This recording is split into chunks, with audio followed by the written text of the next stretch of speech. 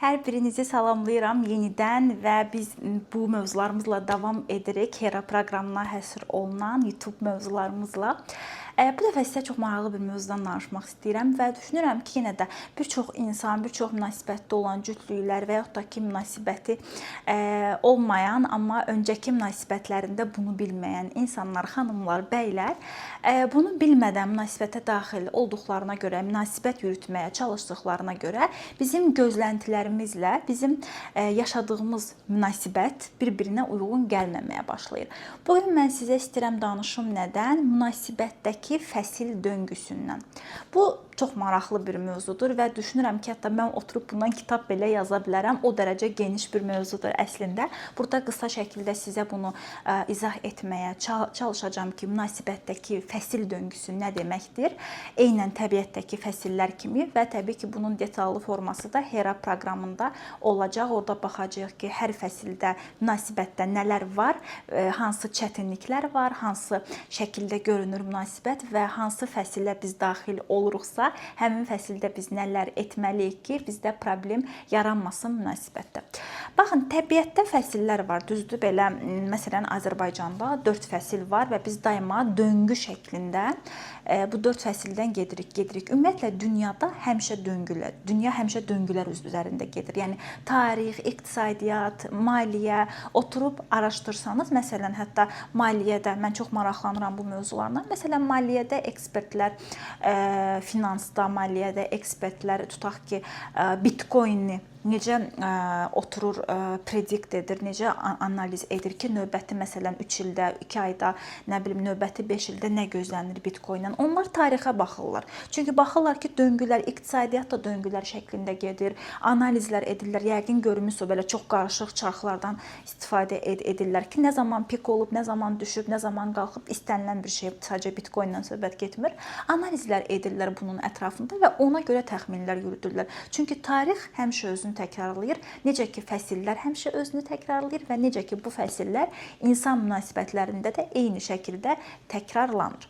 Baxın, fəsillər bildiyimiz fəsillər, yəni yaz fəsli, yay fəsli, payız fəsli, qış fəsli və bütün münasibətlər, amma fikir verin, bütün münasibətlər döngü halında daima fəsillərdən keçir. Elə bir yanlış anlaşma olmasın ki, sanki münasibətin nə bilim 20-30 yaşa qədərki dönəmi yaz fəslidir, sonra yay gəldi, sonra payız, sonra qış falan yox. Belə bir anlaşılmasın. Daima döngü halında hər bir münasibətin yazı olur, yayı olur, payızı olur, qışı olur, sonra yenə yaz gəlir, sonra yenə yay gəlir. Necə ki, dediyim kimi Azərbaycanda necə ki fəsillər dəyişir, eyni şəkildə münasibətinizdə daima bu fəsillərdən keçir və bunun konkret bir zamanı müddəti yoxdur. Yəni, biz deyə bilmərik ki, 2 aya münasibətinizə yay gələcək, 3 aya payız gələcək, yox. Amma bu döngü həmişə gedir. Nəyə görə? Çünki insan münasibətləri stabil deyil. Münasibətlər həmişə çalxantılıdır. Çünki münasibətin içərisində 2 insan var və 2 insanın dünyası gəlir orada, toqquşur bir-biri ilə və burada mütləq şəkildə çalxantılar olmalıdır. Qısaca baxaq fəsillərə görə fəsil və münasibət əlaqəsini biz necə qura bilərik? Baxın, yaz fəsli, əgər biz münasib elə götürsək ki, məsələn, ən başdan 2 nəfər tanış oldu. Tanış olan kimi bu insanlar, bəli, adətən yaz fəslində olurlar. Təbii ki, yaz fəsli 3-5 gündə çəkə bilər, 1 ayda çəkə bilər, 3 ayda çəkə bilər, amma yaz fəslində olur. Və yaz fəsli necə bir fəsildir? Belə hər yer güllüdür, çiçəklidir, nə bilim, hava qəşəngdir, düzdür, o qarnınızda kəpənəklər uçuşur, həvəslisiz, ehtiraslısınız, hər şey var orada. Bu yaz fəslidir, düzdür. Və daha sonra artıq yavaş-yavaş ilk 2 ay, 3 ay keçir, bir balaca stabilləşmə yarananda bizə elə fikirləşin ki, yay fəsli gəlir münasibətə. Yay fəsli necə bir fəsildir? Daha stabildir, düzdür. Yəni, yenə də işin içərisində əyləncə var, günəş var, amma biraz daha stabillik var. O ilk coşqu artıq yavaş-yavaş yerini daha stabilliyə verib, amma yaz və yay mən deyərdim, münasibətin belə təməlinin atıldığı dönəmlərdir xüsusən də. Yəni, yazda biz toxumları əkirik, yayda hələ də şansımız var ki, biz düzəlişlər edək. Amma yavaş-yavaş yayda artıq o deyirik, çayın altı qaynamağa başlayır.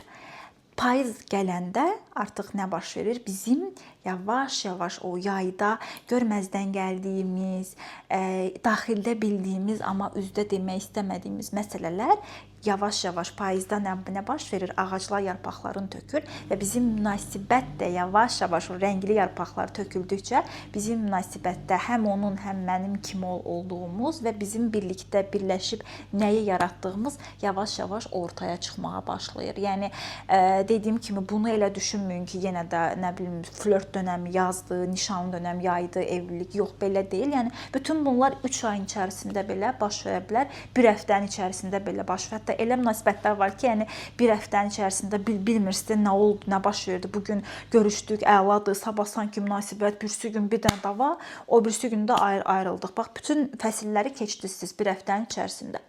Və payız gəlir, baxın, dediyim kimi payızda artıq o türklər deyir hasad zamanı, yəni götürürsüz, baxırsınız ki, nə var, nə yox. Bütün yarpaqlar tökülür və problemlər artıq baş qaldırmağa başlayır və artıq o əvvəlki coşqu, etiraz da yoxdur, artıq həyatla, reallıqla üzləşirik və payızdan da bir balaca yaralanıb çıxırıq və keçirik qış fəslinə. Haradakı artıq qışda ümumiyyətlə nə yoxdur?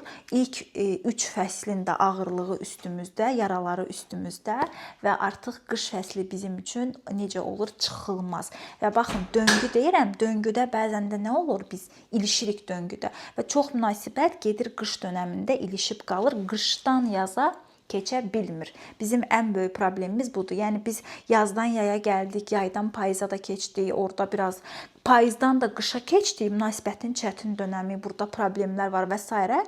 Amma burada artıq bir həll yolu tapıb yenidən yaza keçmək istəyirik. İstəyirik ki, yenidən bizim münasibətimizə o istilik gəlsin, gözəllik gəlsin və s. Burada ilişib qalırıq. Bax, qışdan yaza yenidən keçə bilmirik. Halbuki keçməliyik və yenə olmalıdır. Yəni elə düşünməyin ki, münasibəti çox xahiş edirəm, daima stabil bir xəttlə gedən belə bir münasibət yoxdur və olmamalıdır. Çünki bu çox sıxıcı bir şeydir. Tam tərsinə münasibəti ürəyinizin kardioqraması kimi düşünün. Qalxır, düşür, belə, biraz düz gedir, sonra yenə belə gedir. Bax, bu şəkildə olmalıdır və bu çox normaldır. Dediyim kimi, qışdan keçə bilmirik yaza. Çox münasibət bax burada ilişir, qalır o hiss edir sizə sanki gəldiniz, bir yerdə tıxandınız, qaldınız və sanki oradan sonrası getmir. Bax, həmin o qış fəslidir, bitmək bilməyən qış fəsli. Bunu indi biz necə belə deyək, bunun işin içərisindən necə çıxmalıyıq? Gəlin ona baxaq. Bunun üçün ümumiyyətlə siz hər fəsildə nə etməniz gərəkdiyini bilməlisiniz. Buna belə qayda, qanun kimi yanaşmağınızı istəmirəm təbii ki. Amma münasibət bir elmdir. Münasibət yəni taktikalar falan keçmir münasibətdə, amma münasibətin də bir riyaziyyatı, bir düsturu, bir şahmatı var, 100%-dir. Və bu dəfə şahmatı fəsillər üstündən qururuq. Dedim ki, o bitmək bilməyən qışa gəldik. Nə etmək lazımdır? Bizə lazımdır ki, biz o hər fəsildən keçdik axı. Hər fəsildən keçdikcə biz nə etməmiz gərəkir ki, bu fəsil bitəcək. Məsələn, yazdır, gözəldir hər şey, amma bir yerdə bitəcək bu yaz və yay gələcək, sonra payız gələcək. Buradan necə çıxaq biz? Bax, bunun üçün siz hər fəsildə necə davranmanız gərəkdiyini əslində bilməlisiniz və münasibətin içərisində analiz etmək lazımdır ki, bu dəqiqə məsələn mənim münasibətim hansı fəsildən keçir və mən hansı gözləntidəyəm? Tutaq ki, təsəvvür edin ki, sizin münasibətiniz qış fəslindədir. Amma siz deyirsiniz ki, niyə etiraz yoxdur, niyə nə bilim əyləncə yoxdur, niyə o mənə filan şeydən? Çünki qışdır. Çünki qış fəslidir. Çünki bunlar daha çox yazda olur, yayda olur. Amma siz bu dəqiqə qışdasınız və sizin bu dəqiqə prioritetləriniz fərqlidir. Aydındır. Məsələn, elə fikirləşin ki, mən qış fəslidir və mən deyirəm ki, niyə günəş yoxdur, niyə mən dənizə gedə bilmirəm, niyə mən nə bilim dərim ağappaqdır, biraz niyə mən zaqar ala bilmirəm. Çünki qışdır. Sən bunları yazdan, yaydan gözləməlisən, düzdür? Ona görə də biz hər fəsildə necə davranmamız gərəkir və hər fəsilin içərisindən necə digər fəsilə keçid etməmiz gərəkir, bunu bilməliyik. Bir çox insanın ən böyük səhvi odur ki, onlar elə fikirləşirlər ki, mənim münasibətimdə həmişə gül çiçək açmalıdır, həmişə dediyimiz bayaq yaz fəsli olmalıdır. Yox, belə olmur və olmayacaq da.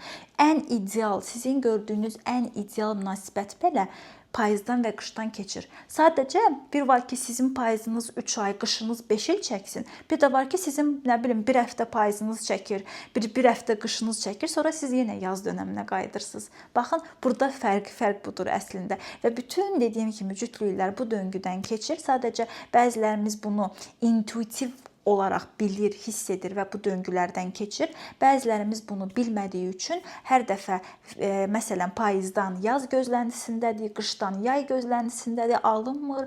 Qarşı tərəfi biz günahlandırırıq, özümüzü günahlandırırıq, özümüzü ora-bura çırpırıq və heç cürə bu döngünün içərisindən çıxa bilmirik. Dediyim kimi hər fəslin özünə məxsus, necə ki yazda geyindiklərinizi qışda geyinə bilməzsiniz, qışda geyindikləriniz yayda sizə isti olar. Hər fəslin özünə məxsus davranış mexanizması, emosional arxa fonu, psixoloji arxa fonu var və bunları bilmək xüsusən də bir qadın üçün çox önəmlidir. Nəyə görə? Çünki emosional tərəfdən biz baxanda bu fəsil məsələsini məsələn biz bir kişiyə çox da yaxşı başa sala bilmərik. Bunu qadın daha yaxşı başa düşər. Çünki bir kişi üçün əslində həmişə nə bilim, nə deyim, yazın, yayın, payızın ortası bir şeydir. Yəni həyat. Çünki kişilər bizim qədər çalxalanmır emosional baxımdan. Biz isə çox çalxalandığımıza görə bu fəsil dəyişimləri də bizə çox təsir göstərir. Ona görə də bunu qadınlar xüsusən yaxşı bilməlidir. Çünki dərinə getsək, münasibətin o emosional sükanı da qadının əlində olduğuna görə qadın bu idarə etməni çox daha yaxşı formada bilməlidir. Mən hətta münasibətin 4 fəsli adlı bir ödənişsiz bir fayl da hazırlamışdım. Onu da mənim Instagram səhifəmdə karusel bir post var. Onun altına audit yazaraq əldə edə bilərsiniz və təbii ki, Hera proqramında mən sırf bir günü bax bu məsələyə həsr edəcəm ki, biz baxaq ki, həm evlilər, həm subaylar fərqi yoxdur. Hər kəs bu münasibətin hər fəslini bilsin və hər fəslində nə etmək lazımdır, onu da bilsin ki, elə bir məlumatdır ki, bu ömrünüzün sonuna qədər siz bunu istifadə edə bilərsiniz və baxa bilərsiniz ki, bu dəqiqə münasibətimin bu dönəmindəyəm. Demək ki, gözləntim mən özümdən və qarşı tərəfdən bu olmalıdır və bu düşünürəm ki, bir çox münasibəti məhz xilas edə biləcək bir strategiyadır, taktikadır. Bax bu fəsil strategiyası, fəsil taktikası. Ümid edirəm ki, bu videoda sizin üçün faydalı oldu. Növbəti bir videomuz da var. Onu da mütləq şəkildə izləyərsiniz. Bəyəndinizsə, alma vermə balansımızı qorumaq üçün təbii ki, videonu bəyənməyi və kanala abunə olmağı da unutmursunuz. Özünüzə yaxşı baxın.